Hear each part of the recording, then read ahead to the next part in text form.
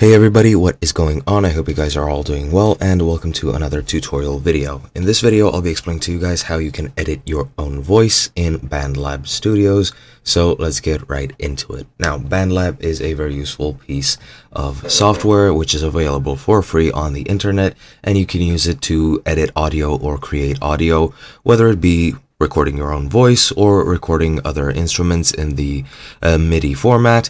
And it is, as I said, very useful for creating projects such as songs, etc., etc. There's really a lot of options which you can do. Now, in this tutorial, as I've said, I will be showing you how you can edit your own voice. So let's get right into it. The first thing you need to do is to, of course, add your own voice or record your own voice. You do need a microphone for this. However, if you have everything secure, what you need to do to record your own voice, once you create a new project, you can select that you want a voice project, or if you're already in another one, you can just click add track and just voice-audio or /audio, and you should be perfectly fine. And now you can record. Now, as you can see, I recorded my own voice here, and let me just play it for you quickly.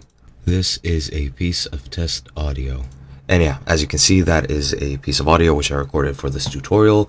And let me show you how you can edit this piece of audio. Now, just click it to select it, and then you can do a lot of things from it. And to enter editing, you can enter the editor down here. And here you can either shift the pitch like this. And if I play it now, it'll be much deeper.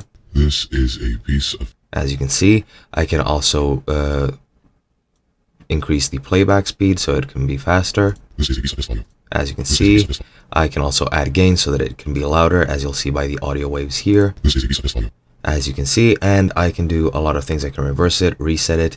I can add different effects such as filter echo, BL drivers, studio reverb, and so on and so forth. You can right click it to access analyzing region to get the tempo.